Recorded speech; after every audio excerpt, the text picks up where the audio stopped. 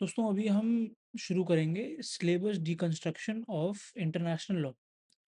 ठीक है, international law बहुत इंपॉर्टेंट है यूपीएससी लॉ ऑप्शनल के लिए। जिन्होंने ऑलरेडी सब्जेक्ट्स पढ़ रखे होंगे उन्हें समझ आ चुका होगा, जिन्होंने नहीं पढ़े और जिनको टेक्निकल लगता है उनके लिए आज का वीडियो मैं ये चीज़ें आसान बना दूंगा कि पढ़ना कैसे है। ठीक है, आधे लोगों को तो यही नहीं पता होता कि पढ़ना कैसे है इंटरनेशनल लॉ। ठीक है, so be my guest and I start with the video straight away. Right, सबसे पहले हम सिलेबस देख लेते हैं ग्लांस पे। राइट, फर्स्ट इज जो फाउंडेशन क्रिएट होगी। Right, we will have the nature and definition of international law, sources क्या क्या है, इंटरनेशनल लॉ और म्यूनिसिपल लॉ में डिफरेंस क्या क्या है, हमें ये भी समझना पड़ेगा। Right, and apart from that what is state recognition, एक स्टेट रिकग्नाइज कैसे होता है, सक्सेशन कैसे होती है, एक स्टेट अगर दूसरे स्टेट के पास जा रहा हो तो उसकी सक्सेशन कैसे होगी, हमें ये देखना है। प्लस स्टेट जुरिसडिक्शन क्या होता है, वो एक पर्टिकुलर स्टेट जैसे इंडिया है, इंडिया का जुरिसडिक्शन कहाँ तक है। ठीक है, उसके प्रोस्पेक्ट्स में जो लॉज हैं और हिस्टोरिकल एविडेंसेस हैं उसके बारे में हमें बात करनी पड़ेगी, पढ़ना पड़ेगा, क्योंकि डायरेक्ट क्वेश्चन उठ के आते हैं यूपीएससी लॉ ऑप्शनल के एग्जाम्स में। ठीक है, second is nationality and statelessness. Right, इसमें जितने भी यूएन और रिलेटेड लॉज हैं उसकी हम बात करेंगे।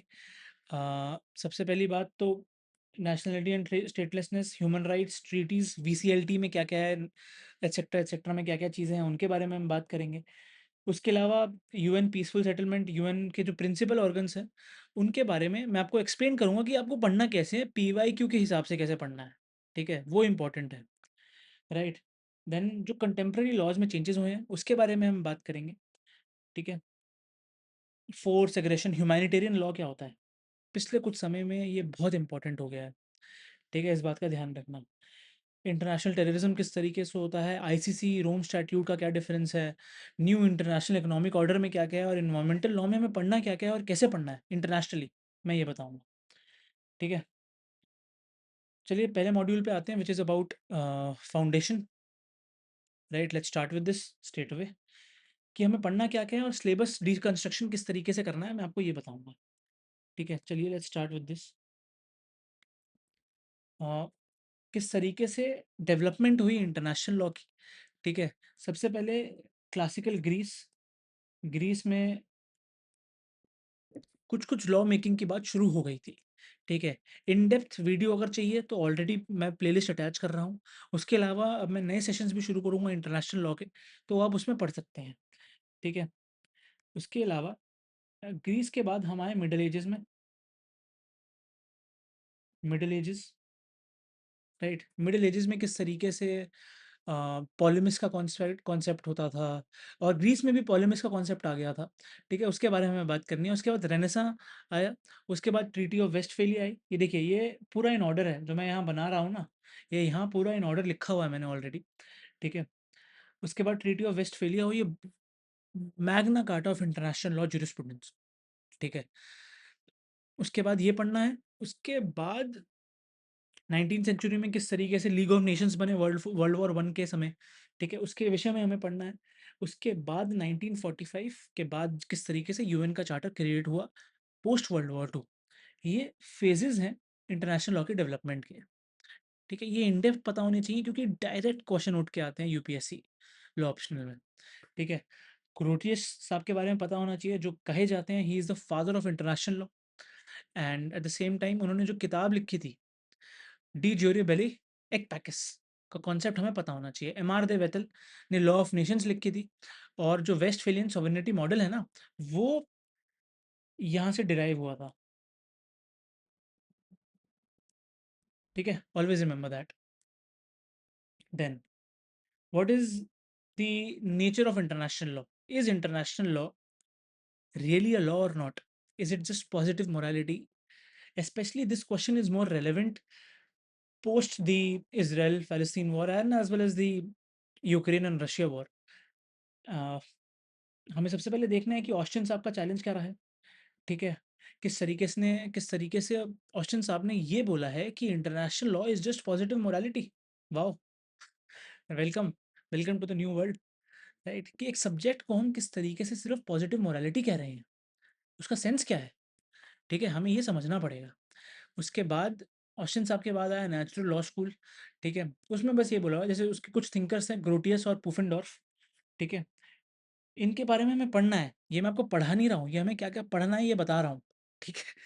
ठीक है? इस डिफरेंस को समझिए, ठीक है? नेचुरल लॉ स्कूल में ये बोला कि हायर मॉरल ऑर्डर के थ्रू इंटरनेशनल लॉ गवर्न होगा, इस बात का हमें ध्यान रखना है। फिर आया positivist school that international law is binding only through state consent. Emer. De Vattel और ओपेनहाइम साहब ने इसके बारे में बात कही थी, ठीक है? कि अगर स्टेट का कंसेंट नहीं होगा, तो इंटरनेशनल लॉ डेवलप ही नहीं हो सकता है, इस बात का ध्यान रखना है, ठीक है? फिर आया new natural and constructivist approach, it is also known as the modern hybrid approach, right? Uh, बात ये हुई कि इसमें हायर मॉरल ऑर्डर के कॉन्सेप्ट को हमें स्टेट कंसेंट के साथ इंटरट्वाइन करना है, ठीक है? दोनों चीज़ों को साथ में रखना है, इस बात का ध्यान रखिए, ठीक है? कुछ-कुछ डेफिनिशंस हैं जिन-जिन थिंकर्स की हमें पढ़नी है, वो आप देख लीजिए। उनमें से Oppenheim, Brierly, Starke, Kelsen and Schwarzenberger, right? Definition का डिफरेंसेस किस तरीके से आया? पहले आई फर्स्ट इंडिविजुअल अप्रोच, उसके बाद लास्ट, उसके बाद मिडल पाथ, ठीक है? मिडल पाथ न्यू नेचुरल में भी दिखाई देता है, ठीक है? Next, sources of international law क्या-क्या है? ठीक है? कि जो आईसीजे का स्टैट्यूट है, article 38, for me it is the Magna Carta of the International Court of Justice, right? There is no other way around, ठीक है? अ, प्राइमरी सोर्सेज़ का जो पिरामिड है, इसका ना एक पिरामिड बनता है, ठीक है? हम वो पढ़ेंगे लेक्चर्स में, ठीक है? उसके बारे में हमें ध्यान रखना है। आर्टिकल 38 में पहले क्या आता है, इंटरनेशनल ट्रीटीज़, कन्वेंशंस, ठीक है? फिर कस्टम्स में क्या-क्या होता है कि स्टेट प्रैक्टिस क्या होती है, कितना टाइम लग रहा है एक पर्टिकुलर कस्टम को कस्टम बनने में। ये पढ़ना बहुत डायरेक्ट क्वेश्चन आया हुआ है लॉ ऑप्शनल में, ठीक है? Apart from that general principles of law, right? Right, it recognized certain civil nations which are already there, right? For example, there is a principle of law, for example, right to live, right? It is a general principle of law, but उसको हमें mandate भी तो करना है, जैसे India में article 21 के अंदर मैंडेट किया हुआ है, ठीक है? तो उसका जो कॉन्सेप्ट है, जीपीएल का कॉन्सेप्ट, वो किस तरीके से अराइज़ हो रहा है, हमें ये पढ़ना बहुत ज़रूरी है, ठीक है? उसके बावजूद जो सब्सिडियरी, देखिए primary, secondary and tertiary sources होते हैं। सब्सिडियरी सोर्सेज़ में क्या आएगा, जुडिशियल डिसीजंस, जो आईसीजे के डिसीजंस हैं, लीगल प्रेसिडेंट जो क्रिएट हुआ है, उसके थ्रू क्वेश्चंस क्रिएट होते हैं। जैसे अभी recently Israel versus south Africa की जो जजमेंट आई थी आईसीजे से, उसका डायरेक्ट आंसर निकल रहा था एक पर्टिकुलर क्वेश्चन में यूपीएससी लॉ ऑप्शनल के, तो वो ये हमें समझना पड़ेगा कि ये भी इंपॉर्टेंट होते हैं, ठीक है? लेकिन सोर्सेज़ ऑफ इंटरनेशनल लॉ पे डायरेक्ट क्वेश्चन आ जाते हैं कि बताइए क्या-क्या है, क्या-क्या इंक्लूजन्स हैं। आर्टिकल 38 के बियॉन्ड क्या-क्या है, हमें ये भी देखना है कि ह्यूस कोजेंस और एर्गा ओमनेस क्या होता है, ठीक है? ह्यूस कोजेंस आर परएम्पटरी नॉर्म्स, परएम्पटरी नॉर्म्स, ठीक है? ये ऐसे नॉर्म्स हैं जो किसी ट्रीटी से डेरोगेट नहीं हो सकते, ट्रीटी से डेरोगेट नहीं हो सकते, राइट? डेरोगेट नहीं हो सकते, इस बात का ध्यान रखना है, right? So this is one thing and apart from that there is the concept of erga omnes, right? What is erga omnes? Obligations owed to international community as a whole, right? It is the obligations, right?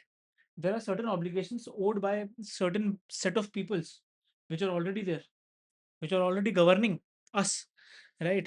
तो international community के पास जो obligations owed हैं, उसके prospect को हम कहते हैं एर्गा ओमनेस, ठीक है? इन डेप्थ हमें पढ़ना है, एर्गा ओमनेस से डायरेक्ट क्वेश्चन आ सकता है, यूज क्वेश्चन से डायरेक्ट क्वेश्चन आया भी हुआ है, ठीक है? सारे क्वेश्चंस किस तरीके से बनाए गए हैं, उसका जो पूरा वीडियो है वो भी मैं आपको बता दूँगा। मैंने यूपीएससी लॉ ऑप्शनल का पूरा सिस्टम क्रिएट कर दिया है कि कोई क्वेश्चन छूटे ना, 2000 फ्रॉम 2000 टू 2024, ठीक है? सब इंक्लूडेड है। वेबसाइट पे आप देखिएगा, मैं वेबसाइट की लिंक भी डाल दूँगा। The relationship between international law and municipal law, हमें ये भी समझना पड़ेगा कि क्या होता है। ठीक है? सेंट्रल डिबेट यही है कि how does international law enter domestic legal orders? कैसे करेगा? इंडिया में बहुत बेसिक है कि म्युनिसिपल लॉ पास होगा तभी बनेगा। जैसे 1972 में स्टॉकहोम कन्वेंशन आई, फिर आई थिंक उसी के कुछ समय बाद अ, जो वाइल्ड लाइफ का जो प्रॉस्पेक्ट है वो कंकरेंट लिस्ट में डाला गया, उसके बाद उस पे म्युनिसिपल लॉ बनाया गया through wild life protection act. ठीक है? बेसिक एग्ज़ाम्पल, इसको आप डाल सकते हैं, बहुत इंपॉर्टेंट एग्ज़ाम्पल है ये लॉ ऑप्शनल के लिए। उसके बाद मोनिज़्म, ड्यूलिज़्म, मॉडिफाइड ड्यूलिज़्म का क्या कॉन्सेप्ट है? आइडियली इंटरनेशनल लॉ के टीचर्स सिर्फ मोनिज़्म और ड्यूलिज़्म पढ़ाते हैं, लेकिन अगर आप अपने आंसर में मॉडिफाइड ड्यूलिज़्म का कॉन्सेप्ट भी डालेंगे, तो आपके नंबर बढ़ेंगे, सीधी बात है। कुछ नया डालेंगे तो नंबर बढ़ेंगे, इस बात का ध्यान रखना है। ठीक है? इंडिया की पोजीशन मैंने आपको बता दी कि डायरेक्टिव कहाँ से आएगा, आर्टिकल 51 से, कि इंटरनेशनल लीगल एग्रीमेंट्स को हमें पुश फॉरवर्ड करना है। उसके बाद 253 पार्लियामेंट्री पावर देता है, जो मैंने आपको बताया ना अभी कंकरेंट लिस्ट में डाल दिया गया। वो पावर किस किस आर्टिकल के थ्रू आई? वो आई 253 के थ्रू। ठीक है? Then what is state recognition? Right, statehood criteria लिखा हुआ है इन मॉन्टेविडियो कन्वेंशन 1933 में। ठीक है? क्या 4 इंपॉर्टेंट चीज़ें होती हैं, पीटीजीसी और PTGR, population, territory, government and relations. अगर ये चारों चीज़ें हैं, तो स्टेटहुड के क्राइटेरिया के अंदर आपका पर्टिकुलर स्टेट आ जाएगा, that is through the lens of Montevideo convention 1933। These are the 4 important elements which is under this prospect, right? Apart from that, the theories which we have to read, especially here, is are written here. Constitutive theory, किस तरीके से एक state को legal personality मिलती है वो इसमें लिखा गया है। डिक्लेरेटरी थ्योरी में ये लिखा गया है, द जैसे डिक्लेयर कर दिया गया है कि ये स्टेट है, राइट? कि वो एग्जिस्ट कर रहा है एक फैक्ट के थ्रू, लेकिन असलियत में स्टेट है नहीं, मेटाफोरिकली नहीं, टेक्निकली भी होना चाहिए, ये समझना पड़ेगा। ठीक है? किस तरीके से एक पर्टिकुलर स्टेट रिकग्नाइज किया जा सकता है? Of course, first is the express and implied recognition which is there. Express मतलब एक पर्टिकुलर स्टेट ने एक्सप्रेसली अपने आप को रिकग्निशन मांगी। इम्प्लाई मतलब थ्रू पर्टिकुलर हैफिज़र्ड चैनल्स रिकग्निशन मांगी गई है। डी ज्यूरे और डी फैक्टर रिकग्निशन से डायरेक्ट क्वेश्चंस आते हैं। ठीक है? पढ़ना कैसे है? या तो आप माल्कम शॉ पढ़ सकते हैं, ठीक है? सीधी बात है, नहीं तो आप लेक्चर्स देख सकते हैं, जिसका प्लेलिस्ट मैं यहाँ लगा भी दूँगा। अब नए लेक्चर्स जो शुरू होंगे, वो भी आपको मिल जाएँगे। ठीक है? ये जो डॉक्ट्राइन्स है, ये बहुत इंपॉर्टेंट है। ये इसमें 2 लिखी हुई हैं, 3 डॉक्ट्राइन्स हैं, तीनों पढ़नी ज़रूरी है, डायरेक्ट क्वेश्चन आ सकता है। Then the prospect of premature recognition is equals to illegal intervention. ठीक है? ये भी हमें समझना पड़ेगा under the prospect of state recognition. ठीक है? देन अगेन, अब स्टेट रिकॉग्नाइज़ हो गया, लेकिन अगर टूट रहा है तो सक्सेशन भी होगा। तो उसके लिए which treaties are important per se? First is the Vienna convention in respect to treaties of 1978। Then it is in respect to state property, archives and debts, right? तो डिफरेंस क्या है? ठीक है? सबसे पहले तो स्टेट हो रहा है, लेकिन स्टेट अगर सक्सेशन हो रहा है स्टेट का, तो उसके अंतर्गत स्टेट प्रॉपर्टी होगा, काफ़ी सारे स्टेट के गवर्नमेंट आर्काइव्स होंगे, डेट होगी, तो क्या वो भी उस स्टेट के पास जाएँगे या नहीं जाएँगे, हमें ये समझना पड़ेगा। ठीक है? एक एग्ज़ाम्पल से मैं आपको समझाता हूँ ये चीज़। जब इंडिया से कॉलोनियल पावर जा रही थी, तब हेवीली डेट में थी इंडिया। तो क्या इंडिया के पास वो सरपास हो या नहीं हुए, ये बताया जाएगा थ्रू दिस पर्टिकुलर कन्वेंशन। तब तो हमें पता ही नहीं था कि इस पर्टिकुलर गैप को कैसे फिल किया जाए। तो इस गैप को फिल इस पर्टिकुलर कन्वेंशन ने किया था। ठीक है? क्लीन स्लेट डॉक्ट्रिन भी है, वो पढ़नी है, कंटिन्यूटी का प्रिंसिपल है। ठीक है? डेट डॉक्ट्राइन जो डायरेक्टली रेलेवेंट है Vienna convention in respect to that 1983 वाले से। ठीक है? तो मैंने आपको ये सब बता दिया है, इस बात का हमें ध्यान रखना है पढ़ते समय। देन स्टेट रिकॉग्निशन किस तरीके से होगा, ठीक है? मैंने आपको बता दिया है, पहले उसके मॉन्टेविडियो कन्वेंशन के 4 इंपॉर्टेंट एलिमेंट्स थे। Apart from that, there is this territorial principle, the nationality principle, right? Territorial principle का मतलब ये है that jurisdiction over the acts within the particular territory, right?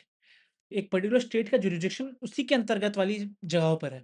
Nationality मतलब नेशनल्स जो बाहर हैं, पैसिव पर्सनैलिटी मतलब क्राइम्स अगर उसके पर्टिकुलर नेशनल्स के अगेंस्ट हो रहे हैं, तो पैसिव पर्सनैलिटी प्रिंसिपल आ जाएगा।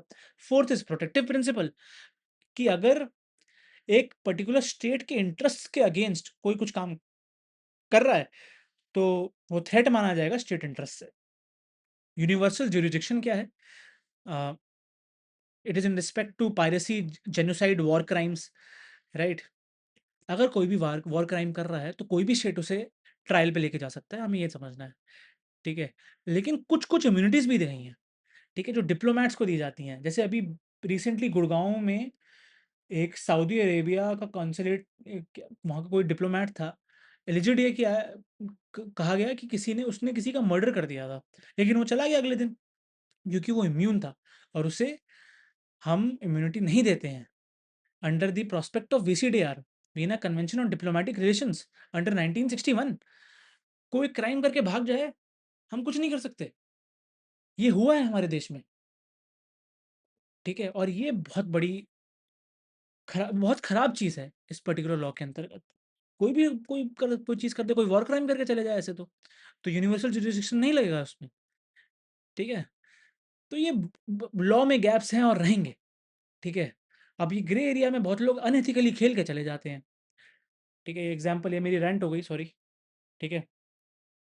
एक्स्ट्राडिशन एंड असाइलम का प्रोस्पेक्ट, ठीक है? कि किस तरीके से कुछ-कुछ प्रिंसिपल्स हैं एक्स्ट्राडिशन के। एक्स्ट्राडिशन क्या होता है? विजय माल्या साहब को हमें करना है, हम नहीं कर पा रहे हैं, ठीक है? तो एग्ज़ाम्पल दे रहा था मैं। प्रिंसिपल ऑफ 3-4 प्रिंसिपल्स हैं जो हमें पढ़ने हैं। Principle of double criminality, principle of speciality, political offence exception भी है इसके अंतर्गत, ठीक है? और आता है इंडियन एक्स्ट्राडिशन एक्ट, ठीक है? ये 3-4 चीज़ें हैं। असाइलम के प्रोस्पेक्ट में क्या-क्या आता है? 2 तरीके के असाइलम होते हैं, या तो टेरिटोरियल असाइलम कर लो, ठीक है? या डिप्लोमैटिक असाइलम कर लो। इन दोनों में कुछ केसेस बहुत इंपॉर्टेंट है। एक कोलंबिया वर्सेस पेरू का एक केस है, वो बहुत इंपॉर्टेंट है, ठीक है? डायरेक्ट क्वेश्चन आते हैं, मैंने ये सारे जो आपको लिखे ना सब्जेक्ट्स, इनसे डायरेक्ट क्वेश्चन आए हुए हैं यूपीएससी लॉ ऑप्शनल में, ये आप छोड़ के जा ही नहीं सकते। मैंने इसलिए टॉपिक ब्रेक डाउन कर दिया कि आप ये डायरेक्ट टॉपिक्स अगर चैट जीपीटी पे जाएँ, कहीं पे भी जाएँ, तो आप पढ़ सकते हैं, ठीक है? तो नॉन रिफाउलमेंट का प्रिंसिपल बहुत इंपॉर्टेंट है, खासकर अब इंटरनेशनल लॉ में, ठीक है? और यूएन की एक डिक्लेरेशन भी है in respect to territorial asylum of 1967। इसके कुछ-कुछ आर्टिकल्स हमें पता होने चाहिए, ठीक है? अब हम आएँगे सेकंड मॉड्यूल पे। आशा करता हूँ कि अभी तक आपको चीज़ें समझ आ रही हों, ठीक है? कुछ नहीं समझ आ रहा होगा तो कमेंट कर दीजिएगा, मैं समझा दूँगा, ठीक है? Next is nationality versus statelessness, right? Not a bomb case, ठीक है? अगर कोई कहीं का नेशनल है, ठीक है? तो एक जेन्युइन लिंक ज़रूरी है इन रिस्पेक्ट, अगर हमें उसकी नेशनैलिटी को अपोज़ करना है या नहीं भी करना है तो भी, ठीक है? मोड्स क्या-क्या हैं नेशनैलिटी को एक्वायर करने के? Birth, descent, naturalisation and marriage. देखिए, अगर कोई पैदा हो रहा है तो वहाँ का नेशनल होगा, डेसेंट अगर वहीं का ही है तो होगा, नेचुरलाइज़ेशन अगर through some certain natural perspectives a person is a, born there, born का तो प्रोस्पेक्ट बर्थ के अंदर ही आ जाएगा, कि नेचुरल प्रोस्पेक्ट्स के अंतर्गत भी हम नेशनैलिटी को एक्वायर कर सकते हैं। और मैरिज, अगर आपने किसी के वहाँ किसी लड़के या लड़की से ब्याह कर लिया, तो आप, सीधी बात है, आप वहाँ की नेशनैलिटी के अंतर्गत आ सकते हैं। 1954 की कन्वेंशन है स्टेटलेस पर्सन पे, 57 की है मैरिड वुमन में, ठीक है? 61 की है रिडक्शन, स्टेटलेसनेस कम होना चाहिए भाई साहब।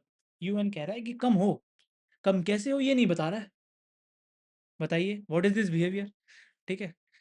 तो ये कुछ चीज़ें हैं। सिटीज़नशिप एक्ट जो 1955 का है, वो इंडिया की नेशनैलिटी का प्रोस्पेक्ट गवर्न करता है, ठीक है? रिसेंटली सिटीज़नशिप अमेंडमेंट एक्ट भी आया था, तो हमें वो भी थोड़ा-थोड़ा देखना पड़ेगा, लेकिन अब वो थोड़ा-सा करंट अफेयर के मुताबिक पुराना हो गया है, right? Citizenship by birth, descent, registration and naturalisation का प्रोस्पेक्ट हमें समझना ही पड़ेगा, ठीक है? डिप्लोमैटिक प्रोटेक्शन का प्रोस्पेक्ट क्या-क्या है, कि कैसे स्टेट अपने प्रोटेक्शंस को, अपने सिटीज़न्स को प्रोटेक्ट कर रहा है देश से बाहर, वो हमें समझना पड़ेगा। समझना क्या पड़ेगा, हमें पता होना चाहिए कि कैसे प्रोटेक्ट करता है। अ, कभी-कभी डिप्लोमैटिक इम्यूनिटी तो होती ही है, लेकिन स्टेट के कंसुलेट्स हैं वहाँ पे, ठीक है? वो किस तरीके से गवर्न रहते हैं और वो किस तरीके से हेल्प करते हैं अपने सिटीज़न्स की, हमें ये भी समझना पड़ेगा, right? Then certain human rights, and international rights mechanisms. 3 generations होती हैं ह्यूमन राइट्स की। First is civil and political, second is economic, social and culture, ESCR के जो प्रोस्पेक्ट में है। Third is solidarity rights, right? Then we have the UDHR. UDHR बहुत basic चीज़ है, ये हमें पढ़नी ही है। ये बल्कि आपको प्री में भी पढ़नी पड़ेगी अब, प्रीलिम्स में भी जिस तरीके से चीज़ें हो रही हैं। Sorry. Then UN human rights के मैकेनिज्म्स हैं, इसका मैं आपको डिटेल वीडियो एक बना के डालूँगा 100%। ठीक है? मैंने इसका पूरा एक बहुत अच्छा नोट्स तैयार कर रखा है, तो वो मैं ज़रूर डालूँगा। ठीक है? रीजनल सिस्टम्स क्या-क्या हैं, एनफोर्समेंट गैप क्या-क्या है, इंटरनेशनल लॉ के प्रोस्पेक्ट में हमें ये समझना पड़ेगा। और ये रेगुलरली करंट अफेयर्स में भी आता रहता है, तो एक क्वेश्चन आप इससे एक्सपेक्ट करिए ही करिए। ठीक है? ह्यूमन राइट्स वायलेशंस तो अब कहाँ नहीं हो रहे। ठीक है? कि हर चीज़ तो ह्यूमन राइट वायलेशन आ जाती है। ठीक है? Law of treaties very important, very, very, very important. ठीक है? वीसीएलटी 1969 किस तरीके से ट्रीटी अडॉप्ट होती है, इसका इसमें इसके अंतर्गत एक्सप्लेनेशन वो है। ठीक है? फॉर्मेशन कैसे होती है, पहले नेगोशिएशन होगा, फिर अडॉप्शन होगा, फिर ऑथेंटिकेशन होगा, फिर कंसेंट दिया जाएगा और कुछ समय बाद एंट्री होगी, एंट्री इनटू फोर्स। ठीक है? पैक्टा सन्ट सर्वेन्ना का जो कॉन्सेप्ट है आर्टिकल 26 के, the treaties are binding in good faith, वो समझना पड़ेगा। ठीक है? बहुत इंपॉर्टेंट है, मैं बता नहीं सकता, बहुत ही ज़्यादा इंपॉर्टेंट है।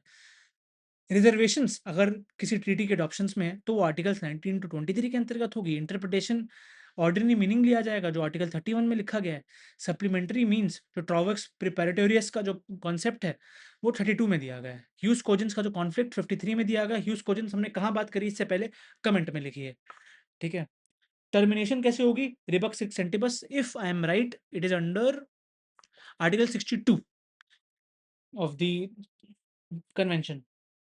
यूएन के प्रिंसिपल ऑर्गन्स आप सबको पता है, बहुत इंपॉर्टेंट है। ठीक है? जीए आर्टिकल 10 टू 17, सब चीज़ें इंपॉर्टेंट है। ये इसका भी मैंने ऑलरेडी वीडियो डाल रखा है यूएन का। ठीक है? वो आपको समझना पड़ेगा। ठीक है? आईसीजे के जो जजेस हैं, 15 जजेस होते हैं, 9 ईयर का टर्म होता है। कंटेंशियस एंड एडवाइजरी जुरिसडिक्शन भी उसके अंतर्गत आता है। आईसीजे बहुत इंपॉर्टेंट हो जाता है क्योंकि अभी रिसेंटली इसराइल के वॉर के अगेंस्ट में भी जजमेंट आई है। ठीक है? तो इम्पॉर्टेंट है। या तो आप खुद पढ़ सकते हैं एआई से हज़ारों जगहों से, या आपका मैंने पूरा प्लेलिस्ट जो बना रखी है वो देख सकते हैं। प्लेलिस्ट डायरेक्टली इसके रिलेशन में बनाई गई है, ये मैं कह सकता हूँ। ठीक है? ये मैंने इसलिए डाला क्योंकि मेरे पास बहुत लोगों के मैसेजेस आ रहे थे कि सर सिलेबस ही नहीं समझ आ रहा है। मैंने कहा चलिए समझा देते हैं। समझा देंगे जी, क्या दिक्कत है? ठीक है? Peaceful settlement of disputes in international law, wow! That is governed under article 33 of UN Charter. There are a few methods under this, right? The methods are negotiation, mediation, arbitration. Arbitrations का basically PC है, permanent court of arbitration. But apart from that, we have to understand that peaceful settlements of disputes का जो question आएगा, ठीक है, वो सिर्फ एक दो तरीके से ही फ्रेम हो सकता है। या तो यूएन चार्टर का बताओ, या डब्ल्यूटीओ के प्रोस्पेक्ट में बताओ। ठीक है? या इटलॉस और रीजनल मैकेनिज्म्स नहीं आएंगे जितना मुझे लगता है। ठीक है? इटलॉस से भी डायरेक्ट नहीं आएगा। मैंने एक वन पेजर नोट बना रखा है उस पे भी। बट डब्ल्यूटीओ या आर्टिकल 33 का इंटरमिंगल करते करते आएगा, तो आपको वो पढ़ने ही पड़ेंगे। 10 मिनट का काम नहीं है ये, झूठ नहीं बोलूंगा, अगर आप अच्छे हैं इंटरनेशनल लॉ पढ़ने में तो। चलिए अब लास्ट पे आते हैं, कंटेम्प्रेरी जो चीज़ें हैं वो समझेंगे हम। ठीक है? Use of force, force, aggression, self defence and intervention, जो इन आर्टिकल 24 हमें सपना समझना पड़ेगा, जिसमें general prohibition of use of force की बात करी गई है। रेजोल्यूशन 3314, जिसमें एग्रेशन को डिफाइन किया गया है। ठीक है? लेकिन अभी भी कर ही रहे हैं लोग एग्रेशन, है ना? एग्रेशन थोड़ी ना रुकती है।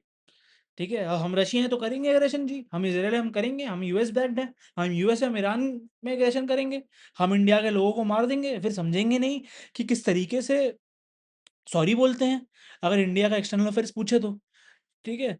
तो देखिए डेफ़िनिशन हर जगह है, इम्प्लीमेंटेशन नहीं है। अगर आप ये सोच के करेंगे कि इम्प्लीमेंटेशन होगी या नहीं होगी, तो देखिए पढ़ते रह जाएँगे आप लोग चीज़ों को। ठीक है?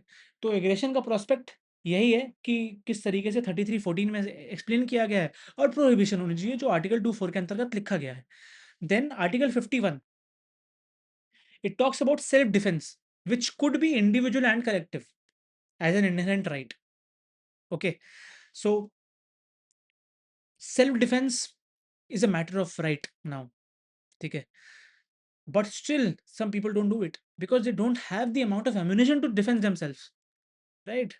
So yeah, dichotomy which is prevalent, humanitarian intervention का प्रोस्पेक्ट है, ठीक है, R2P रिस्पॉन्सिबिलिटी टू प्रोटेक्ट, एक क्वेश्चन एक्सपेक्ट करिए इस पर 100%, मुझे ऐसा लगता है, ठीक है। 2005 में वर्ल्ड समिट हुआ था जिसके आउटकम डॉक्यूमेंट में इसकी बात करी गई थी। देन कंटेम्प्रेरी चीज़ें जो हैं इंटरनेशनल ह्यूमैनिटेरियन लॉ की, ठीक है, ह्यूस एट बेलम, right to go to war is not equal to ह्यूज इन बेलो which are rules during war. Wow. Hague law की दो कन्वेंशन हैं, 1999, 1899 एंड 1907, जिसमें मीन्स एंड मेथड्स की बात करी गई है और वॉरफेयर, ठीक है, पढ़नी पड़ेंगी यार, देखिए रटना है ये।